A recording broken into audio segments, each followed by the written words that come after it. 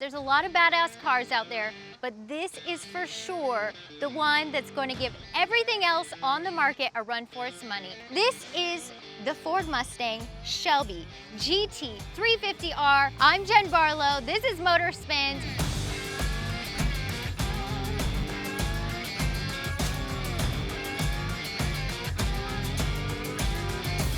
We are going to dive into one of the most badass cars there ever was, or that Ford ever made. Anybody who's a car expert, anybody on the street who knows the history of Ford Mustang, they look at this vehicle as the pinnacle of what Ford performance means to the industry. There has never been a more track-ready race car on the streets, ready to shift the paradigm of race cars.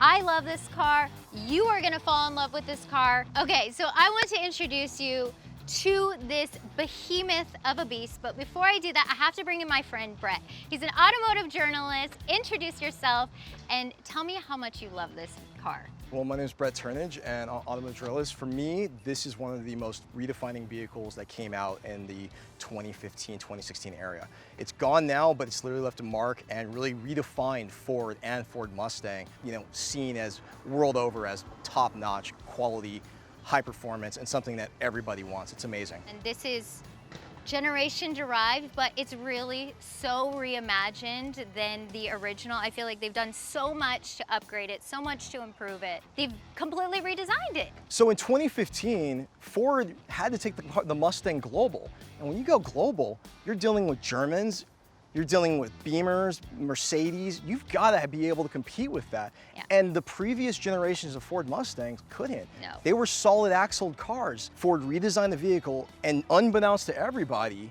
they were developing this. This is them completely reimagined, going, this is new technology, here we are, and here's what we can do if we just pull all of the guard blocks off and say, engineers, go for it. Do it. Okay, so let's talk about what they were able to do. This is 5.2 liter, naturally aspirated, but it's competing with the likes of Ferrari, other European supercars, and why is that? Ford said, you know what, we're gonna let our engineers build the Mustang they wanna build. Love that, by the way. And the engineers, they all race on the weekends.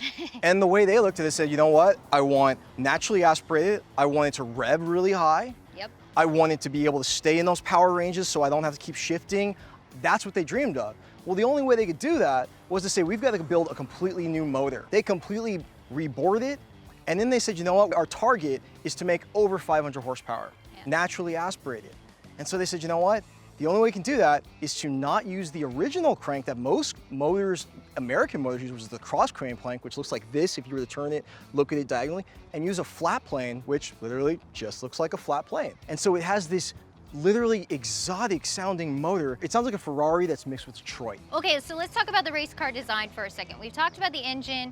Obviously, it's under the hood, but before we pop the hood, let's talk about how much further it comes down, scoops, and it's almost kissing the ground down there. Everything on this vehicle is aerodynamically sound. So you've got the very low splitter. It's crazy low. First of all, how many inches is that off the ground? It's literally 4 about inches? 3 inches. Look at all the venting. I feel like all of this grille is for a purpose. Something with an engine this big is gonna require a lot of cooling. So this side over here, you've got oil coolers, ducting in there. You also have air breaking off and going to the brakes. You have an air dam here. So this was actually, the street model did not have the dam there, and that's to block off so we don't have too much air going into the vehicle for aerodynamics. As that air is traveling through, you have some air coming in, exiting the engine out of this duct here. And then you even has more air coming through as it's channeling through, some's going to the brakes, then some is even channeling out here and being exited through the outside. You can see how they're actually shifting air to spit out here just so that you create that turbulence, so you're creating that block of air for aerodynamics, so you're not kind of creating that wheel turbulence. And air coming in, you've got ducts here, air's flowing through there and then exiting out the side of the vehicle. It's all about keeping that airflow close to the vehicle, dancing it as if you were, saying, stay with me till the end. And that's how you're making a slippery car go faster on track, faster lap times. Everything is thought about in this vehicle. It's amazing. These are built for purpose. Everything about that has aerodynamics in mind. downforce, everything comes into play with this vehicle. It's so incredible how Ford has really just said, we have engineers and they're race car drivers and we're being serious. It's a sea change from 20 years ago. What you may not realize at home is how stinking pricey and rare these wheels are. Tell me about the wheels, Brett. Okay, so these wheels are actually 100% carbon fiber. And that's a first for a mass-produced vehicle. Ford was like, we're gonna come out with a Mustang with wheels that retail for $25,000. That's one wheel, people, one wheel. Now the benefits about carbon fiber wheels is they're much stiffer than aluminum wheels. Yeah. When you're driving hard and you're doing work, aluminum wheels will normally flex a little. Carbon fiber's stiffer, so you won't get the flex. Yeah. Then on top of that, they're only 18 pounds and they're thick. These are 19 by 11s in the front, 19 by 11.5s in the rear. Only 18 pounds. Now, some people like their carbon fiber naked. I'm actually a fan of the black gloss. I kind of like the fact that you may not know it's carbon fiber, but this wing is almost as expensive as the wheels. This wing is $24,000. I've actually seen some dealerships where, let's say if a vehicle was stolen and the wheels and the wings were done, they've totaled the car. So why do we have holes in the bottom of our exhaust? Is that for the rocks? Yeah, so the funny thing about this car is the tires are so big and so fat and so sticky that it throws up rocks into the rear diffuser. And so those are actually rock drainage holes because Ford designers, when they were testing the car, realized that they kept collecting rocks. And so they figured, let's drill some holes to get those rocks out of there. I love that Ford thought of that. I mean, your car at home, I bet you, unless you have this vehicle, doesn't have rock drainage. I mean, that rocks. You know, Ford's not gonna build a car without launch control or drag control, but this is not a muscle car. Yeah, no. Most people are used to muscle cars or, you know, 1 foot down, go straight. This is a sports car, supercar. That's what this vehicle is. It is meant for lap times. It is not meant to do drag racing. It is meant to go around as fast as possible around a racetrack. Okay, so we gotta pop it like it's hot and see what we're working with. I wanna see it up close and personal. It's a super impressive motor. Everything about this screams power, so let's do it. Do the honors. Let's do it. 526 horsepower, 8,250 RPM, 429 foot-pounds of torque. 0 to 60, what are we looking at? 4 seconds? You're looking at about 4 seconds with this vehicle. We got 6-speed manual. Yes. You're in control. Tremec. It's everything that we're looking for, passion. And manual transmissions are kind of going away. They're It's a dying breed, it's a dying art, but this is one of the best ones out there. So unique, so one of a kind, so much so that they put their own stamp on it, so to speak. Built with pride. So Love these that. motors are hand built on the niche line at the Romeo plant.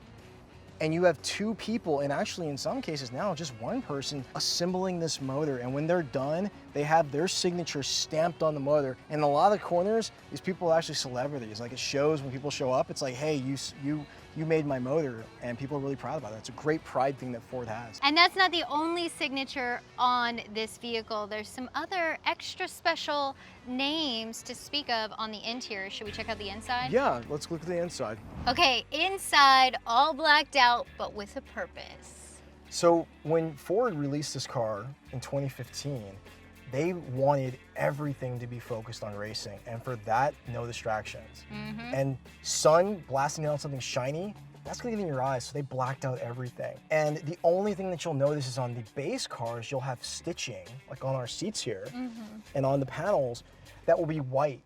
But on the R cars, it's red, and there's an R right behind your head. Yes. Now they changed that in 2019. They came out with this being carbon fiber, which is a little glossy, and I'm not sure if that really affects the driver, but in these earlier cars, 2015, 2018, all blacked out, all serious. You've got your Alcantara steering wheel, very thick, and this is this synthetic suede. It's gonna help you really get grip. Now, when you're usually driving this car on the track, you're gonna be wearing gloves, and with gloves, with this, unbelievable control. I want to hear this beast in action. I've heard that it's like 96 decibels, which is like equivalent to a jackhammer. Obviously a race car, like a plane upon final approach. Can you start her up and see? Let's do this. Let's see what she can do. If you have sensitive ears, put your earplugs in, and if you like the sound, like the roar of a lion, you're about to hear it. So, this vehicle comes in 2 modes, but everybody uses this mode, the loud mode. And for loud mode, And Yeah. that is factory. A lot of cars, they start up and it's like a little matchstick. It's like, and then this comes out of the gate like a raging wildfire. It's so impressive, so much sound, so much meat to it. You know, the crazy thing is it has an active exhaust. So it has valves in the back, and so you can change them on and change them off. But if you're at the racetrack, as soon as you put the pedal down, those valves are gonna open up. And the crazy thing is it's so loud that it actually gets banned at some racetracks with a stock exhaust, and people can't really fix it. They have to lift because they're just like, hey, I have to make it underneath the decibels. It's crazy. We have to take it for a ride. What do you think? Let's go. Okay. Let's go.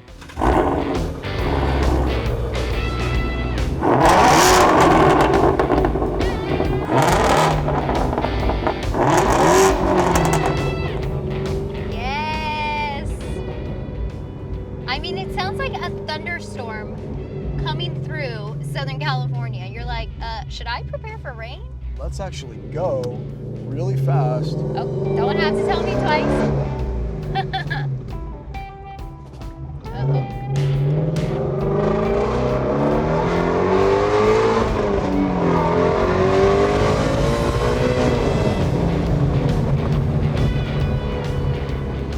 So impressive. I mean, what do you compare the sound to? What do you think it sounds like? It's not. You know, honestly, it sounds like nothing that has ever come out of Ford or Chevy or Dodge. I know. It sounds like a mix between a Ferrari and a Mustang. And the beautiful thing is that people have said this motor sounds like it was made out of Maranello, and they say the car as if it was made out of Frankfurt, as if it was made out of Stuttgart, where Yeah. Porsche's from. This is why the automotive community went crazy for this vehicle, because it was so different. It was a shock, something that nobody had ever expected to come out of Ford. And you know, it can get pretty dangerous if you're kind of just driving around, just going having too much fun. But it is an incredible car. Open it up at the track, but if you do, you've got all the power that you could ever dream of. All naturally aspirated, it's a dream. It's incredible. Ford shocked the world with this car. I read somewhere online it said like the sound would wake Henry Ford from his grave, make him rise. Well, you know the crazy thing about it is that we only have about 15 more years before we all go electric. Cars will still be fast, but that sound will be gone. Yeah, I mean, you get the trade-off, right? You get the, well, obviously eco-friendly, it's green, you get the instantaneous torque, which is cool, but you don't get that sound. Or if you do, it's completely made up, you know? It's environmentally sound, but the sound isn't real.